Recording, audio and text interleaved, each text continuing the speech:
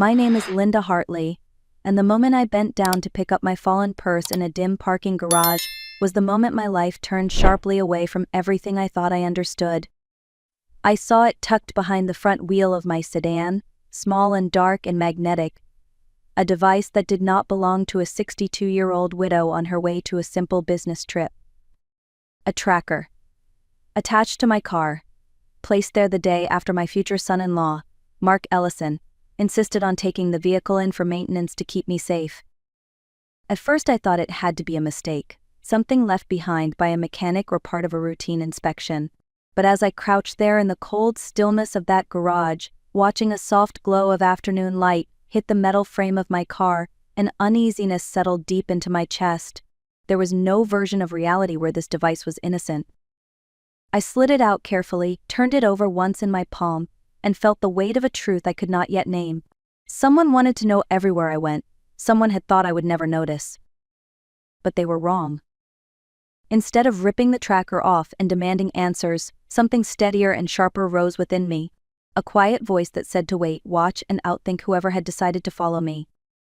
So I stood up, placed my purse over my shoulder, and made a choice that would change everything. This was not going to be the story of a helpless woman. This was going to be the story of how I learned exactly who had underestimated me. Before any of this happened, most people would have described me as ordinary. My name is Linda Hartley, 62 years old, a widow who spent more than 3 decades teaching American history at a public high school in Seattle. I graded papers at the kitchen table, packed lunches, and reminded teenagers that deadlines were not suggestions. It was a steady life, a quiet life, and I was proud of it. But what almost no one knew was that behind that calm exterior I carried a mind shaped by years of discipline and numbers. My late husband, Thomas, used to joke that while he built our world one brick at a time, I kept it standing by understanding every dollar that moved through our hands. He loved big ideas. I loved balance sheets. Together we made a team that worked. When Thomas passed away 2 years ago, the silence in the house was so heavy it felt like another piece of furniture. I found myself drifting through days, doing the things I had always done, yet never feeling fully awake. Grief shifts the way you see everything. It makes you grateful for any sign of care, any voice that seems steady when your own feels unmoored. Maybe that was why I allowed people to assume I was softer than I really was. A woman who lost her husband and might need help managing the things he used to take care of. A woman who might not question a kind gesture or a gentle suggestion. They saw vulnerability. What they did not see was the resilience that had been quietly built over 60 years of living, learning, saving, and surviving. That unseen strength was the very thing that would keep me standing when everything else began to fall apart. Mark Ellison entered our lives the way a well-rehearsed actor steps onto a stage. Smooth, confident, and aware of every angle that made him look dependable. He was 36 tall, clean-cut, and worked in financial planning, a field that sounded impressive enough to calm any doubts a mother might have. My daughter, Brooke, met him at a charity event in downtown Seattle, and from the moment she brought him home, it was clear she had fallen quickly and deeply. Brooke had always been the kind of young woman who led with her heart. After losing her father, she searched hard for stability and warmth, something that felt safe enough to lean on. Mark gave her that illusion. He pulled out chairs, carried groceries, asked thoughtful questions, and showed up with fresh flowers for no reason at all. He was the sort of man who made people feel seen, and that is a powerful skill when used with sincerity or deception. I wanted to be happy for her. For a while I was. Our Sunday dinners felt fuller, lighter. Mark listened when I spoke about Thomas, and he never tried to rush my grief. He even offered to help me sort through old paperwork, claiming he wanted to make things easier for me. At the time, it felt like kindness. Later, I would realize it was reconnaissance. There were signs, small ones, that I pushed aside. The way he casually steered conversations toward finances. The way he asked about my retirement accounts as if it were ordinary dinner talk.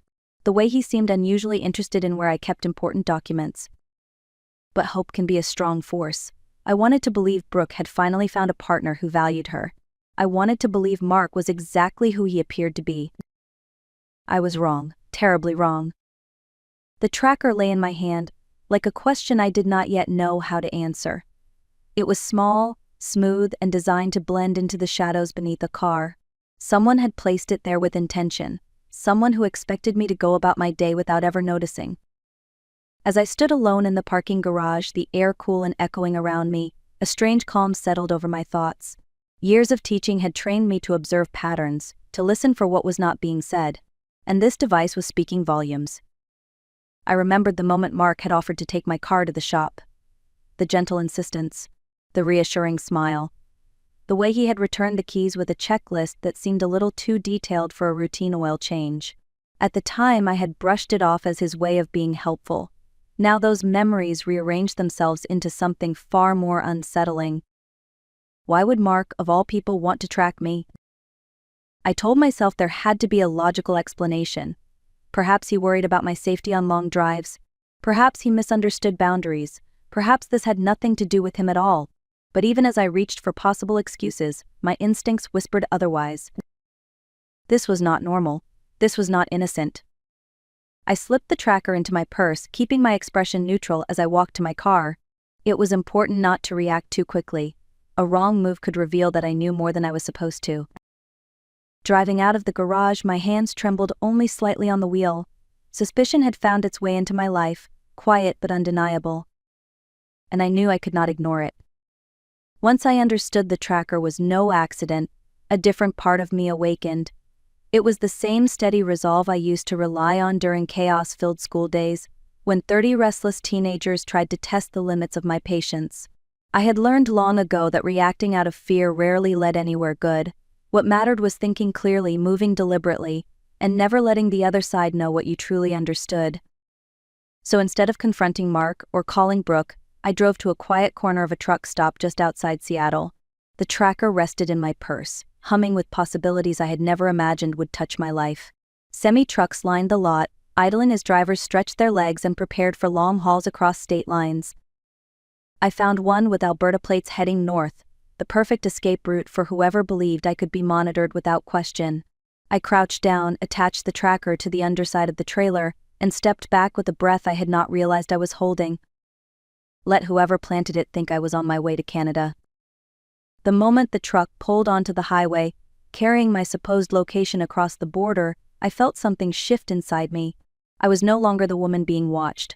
I was the woman watching back.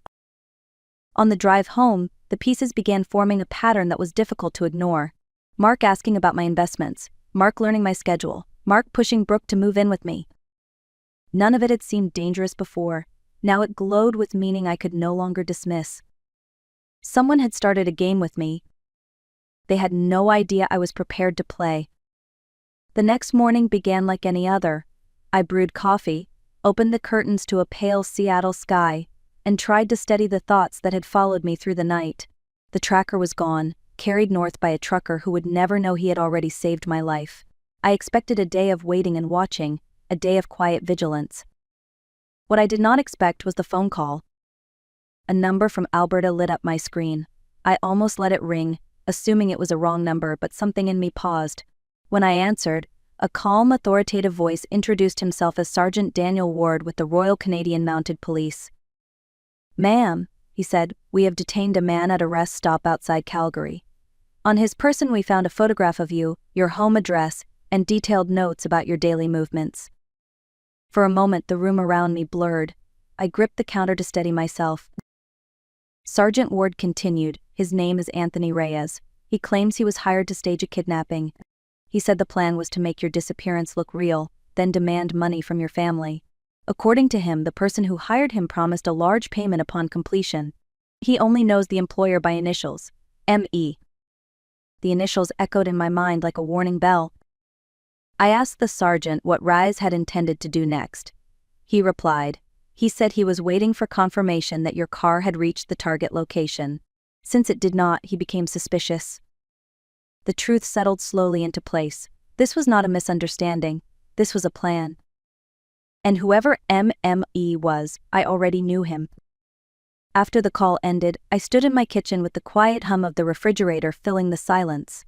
I had just learned that someone intended to make me disappear, and the man hired to do it was now sitting in a Canadian jail cell.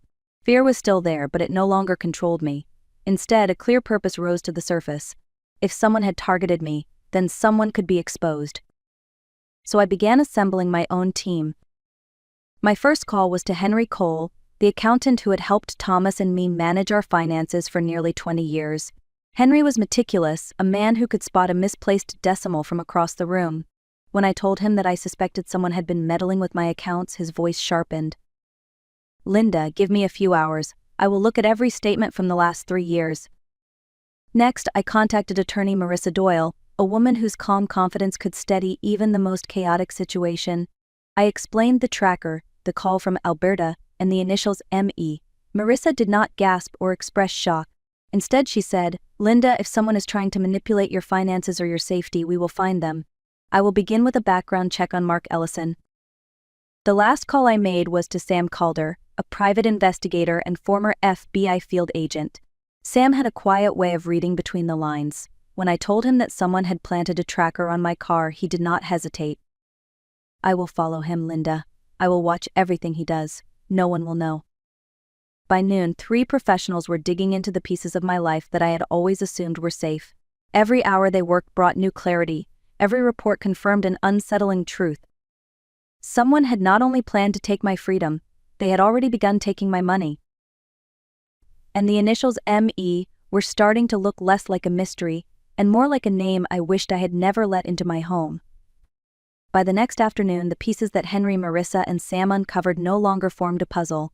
They formed a confession, not spoken aloud, but written clearly in patterns of withdrawal, false identities, and a trail of ruined lives stretching across several states. Henry called first.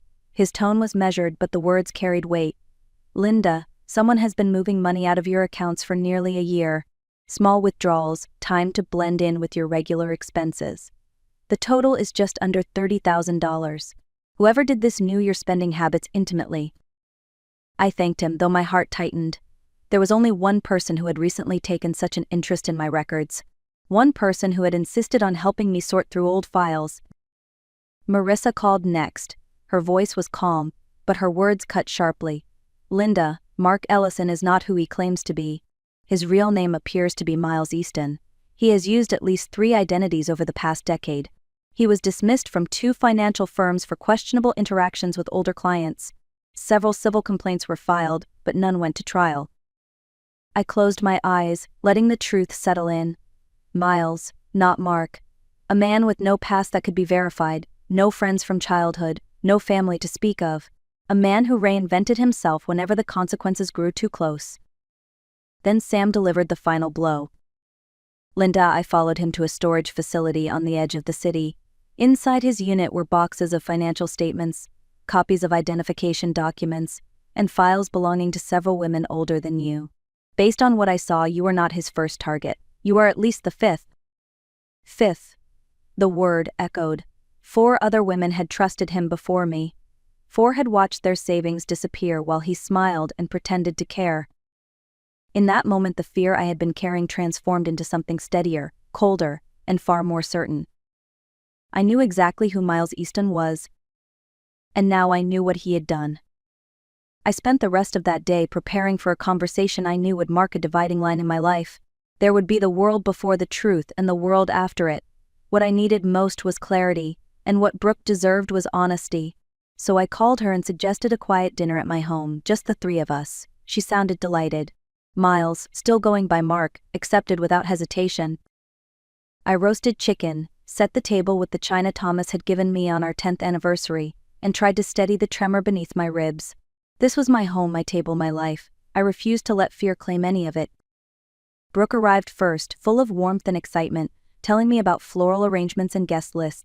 I listened, nodding, letting her enjoy a few moments of innocence before everything changed.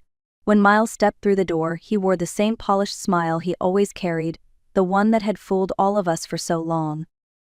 Dinner began peacefully. We talked about work, wedding plans, and the weather turning colder.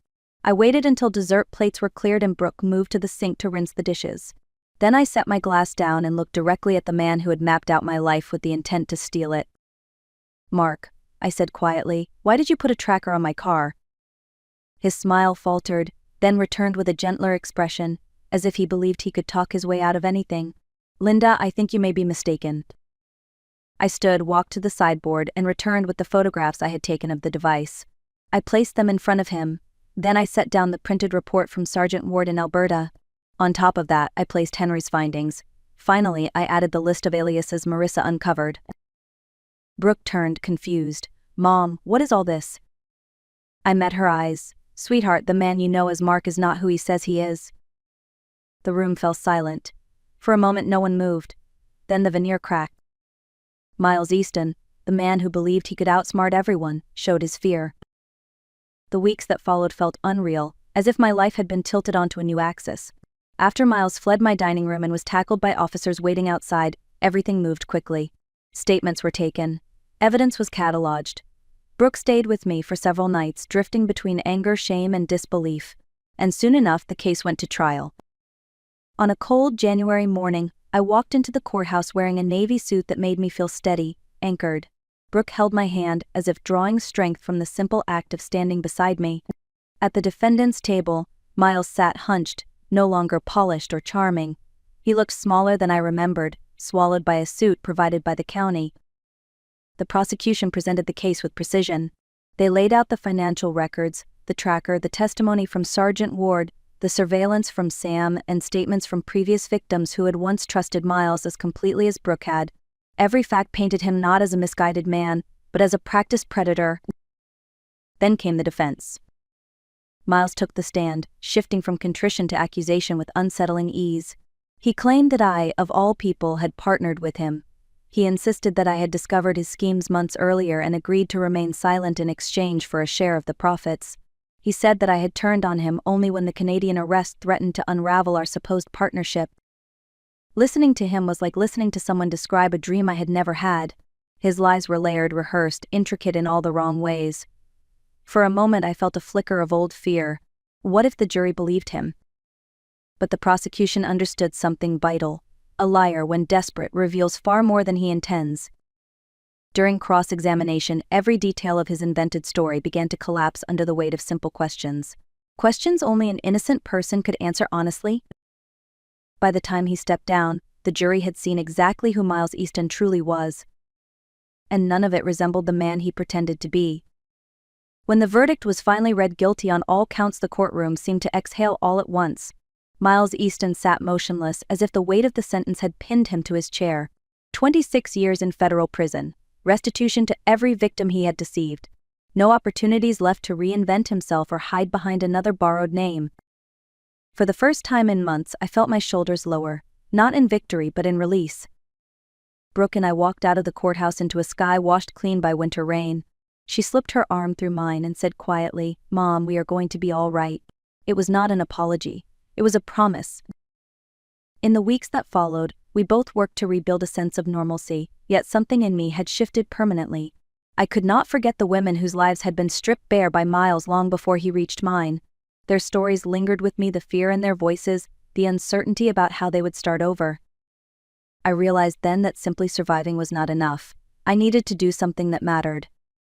So I founded the Hartley Foundation for Senior Financial Safety, a small but determined organization focused on teaching older adults how to protect themselves from financial predators. We hosted workshops, partnered with community centers, and built a hotline for those facing suspicious situations. Brooke took on the role of program director, her empathy turning into strength as she helped others navigate dangers she once knew too closely. Each month I met people who reminded me why this work mattered, people who had trusted the wrong person, people who believed they had to face their fears alone. I wanted them to know they never had to. Looking back now, it still amazes me how quickly an ordinary life can be thrown off its familiar path. One quiet afternoon, one fallen purse, one small device hidden beneath a car. Sometimes danger arrives softly, without warning, disguised as routine. And sometimes the person behind it is someone you once welcomed into your home with an open heart. But here's what I learned. Fear does not define us, what we choose to do next does. I learned that staying silent rarely protects us. Asking questions, even uncomfortable ones, can save our lives. I learned that age does not make us fragile. It makes us perceptive. It gives us the instincts that younger versions of ourselves never had the patience to listen to. And I learned that even the most carefully crafted mask can crack under the weight of the truth. If there is something I hope you carry with you from my story, it is this: trust your instincts. Notice the small things. And never believe that being underestimated is a weakness. Sometimes it is the greatest advantage you have. Today my life is quieter again, but not smaller. I work with people who remind me daily that resilience is not a dramatic moment. It is a steady choice, made again and again, to stand up even when the ground has shifted beneath you. Thank you for listening and for spending this time with me. If this story resonated with you, I hope you will like, share, and leave a comment below. Your voice might be the reminder someone else needs to hear today. And remember, you are stronger than you think, and you are never as alone as you fear.